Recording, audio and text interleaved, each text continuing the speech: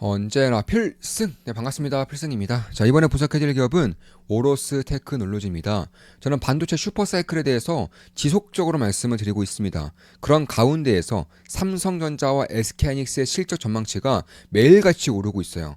그에 따라서 주가 역시나 꽤나 강한 모습을 보이고 있습니다. 지금 보시면 SK하이닉스도 오늘 뭐 7% 이상 오르고 있고요. 삼성전자 역시나 약간 2% 정도 좀 오르고 있는데, 그런 가운데서 저는 소부장에 대한 슈퍼사이클이 이제부터는 불어올 수 있다고 보고 있습니다. 그에 따라서 오늘 분석해드린 기업은 이제 오로스 테크놀로지인데, 일단 저는 이번 반도체 슈퍼사이클에서 소부장에 있어서 역사적으로 가장 거대한, 가장 뛰어난 설비 투자 사이클이, 캐펙스 사이클이 오고 있다고 보고 있습니다. 그에 따라서 과거에 선단 공정, 선단 전환 투자일 때는 수혜를 못 보다가 이번엔 전 공정 투자일 때 수혜를 크게 볼 수 있는 기업들이 가장 크게 퍼포먼스를 낼 수 있을 거라고 보고 있어요. 그런 가운데 저는 오로스 테크놀로지를 빼놓을 수는 없다고 보고 있습니다. 그런 이유를 핵심만 딱딱딱 줄여서 분석을 해드릴게요. 일단 오버레이 계측 장비를 국산화한 그런 기업이고, 사실 오버레이 쪽, 계측 장비 쪽에서는 대표적으로 ASML이 있죠. 근데 ASML과 이제 오로스 테크놀로지는 결정적인 차이가 있습니다. ASML도 계측 장비 하고 있고 오로스도 계측 장비 하고 있는데, ASML 선단 공정에 주로 쓰이는 EUV 공정을 하는 것이고, 오로스는 그 외 전 공정 쪽 혹은 이제 레거시 쪽에 대한 그런 계측 장비를 하고 있는 것입니다. 따라서 선단 공정 사이클일 때, 과거 사이클일 때는 ASML 수혜를 받지만, 이 전공정 투자 사이클 때는 물론 ASML 수혜를 받지만 이제 오로스 테크놀로지가 과거 사이클에서 수혜를 보지 못했던 것들이 이번에 수혜를 보면서 사실 업사이드, 그러니까 실적에 대한 폭발적인 성장성이 가장 크게 나타날 수 있는 기업들 중에 하나라고 생각을 하고 있는 것입니다.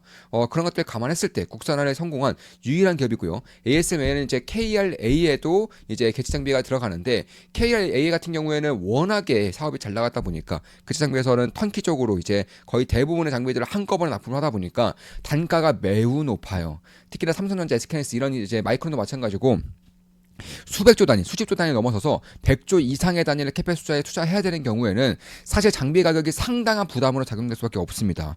그런 것들을 감안했을 때 비슷한 성능이면서 훨씬 더 단가가 낮다면, 혹은 비싼 성능이면서 다른 필요 없는 장비들을 구매하지 않아도 된다면 오로스 테크놀로지의 장비를 쓰지 않을 이유가 저는 별로 없다라고 보고 있습니다. 따라서 SK하이닉스라던가 삼성전자 쪽에서 오버레이 장비를 이제 공급을 하고 있고요. 뿐만 아니라 최근 들어서는 이제 중국 쪽, 이제 CXMT, 이렇게 중국 쪽의 메모리 반도체 기업들에게도 이제 오버레이 계측 장비를 공급을 하고 있어요. 그 정도로 사실 국내 위주에서 이제 해외 쪽으로 판로를 열고 있는 것이고, 중국 쪽에서 CXMT의 그런 압도적인 캐파 증설이 계속해서 이루어지고 있는 가운데에서 이 계측 장비를 할 수 있는 중국 기업들이 얼마 없다 보니까 유일하게 KLA의 그런 기술력을 국산화에 성공한 오로스 테크놀로지가 상당한 수혜를 볼 수 있다. 개인적으로는 그렇게 보고 있습니다. 그리고 오늘로써 저는 이제 LS 일렉트릭은 1,500억, 네, 15배 정도의 주가 상승을 보이고 있습니다. 원금 대비해서 15배 정도 올랐고요. 사실 제가 이제 한 2주 전쯤에 이제 LS 일렉트릭에 대해서는 약간 10배가 올랐다고, 한 10배 정도의 그런 수익을 내고 있다라고 한 2주 전쯤에, 한 이때쯤 말씀드린 것 같아요. 한 이때쯤 말씀드렸다가 주가는 대략 한 30%가량 오르고 있는데, 그에 반해서 제 원금 대비해서 수익이 5배가량 폭증하고 있습니다. 제가 이런 것들을 통해서 말씀을 드리고 싶은 것들은, 결국 수익이 나면 길게 끌고 갈 줄 알아야 된다. 수익이 난다면 길게, 특히나 내가 매수한 종목이, 매수한 기업이 주도 섹터 내에서의 대장주 역할을 한다면 굉장히 길게, 추세가 꺾이기 전까지는 굉장히 길게 끌고 갈 수 있어야 된다고 말씀드리고 있고요. 그런 것들을 깨닫는 것이 저는 매우 중요하다고 보고 있습니다. 손실은 짧게 잘라내고요, 수익은 길게 가져가는 것, 이거를 제대로 활용할 수 있는 것들이 저는 매우 매우 중요하다고 할 수 있어요. 이런 것들을 이제 우리 멤버분들께 꾸준하게 좀 말씀드리려고 노력을 하고 있는 것이고, 사실 우리 특히나 필사산 멤버들 같은 경우에는 이런 것들을 좀 깨우치신, 이제 익히신 분들이 제 눈에 꽤나 많이 보여서 상당히 좀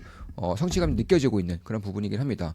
주식 투자에 대해 제대로 배우고 올바른 걸 나아가고 싶은 분들은 좋은 마음 기쁨 등으로 오시면 되겠습니다. 제가 모든 것들을 전수드리는 필승 텔레그램 방입니다.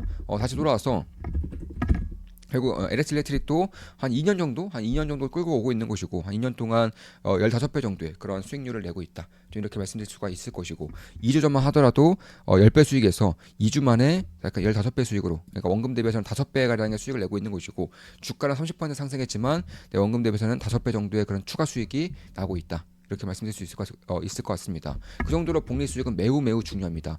특히 이제 수익이 큰 종목일수록 수익률이 높은 종목일수록 더욱더 매도에 신중을 기해야 한다고 보고 있어요. 그래야지만 복리 수익을 최대치로 쌓을 수 있기 때문에 그런 것입니다. 수익률이 높아지면 높아질수록 복리 수익은 압도적으로 커지기 때문에 그런 것입니다. 이런 것들을 깨닫는 것이 매우 중요하다고 할 수 있습니다. 좋은 맛 기쁨 당의 멤버들께 텔레그램을 통해서 제 모든 것들을 전수해드리고 있습니다.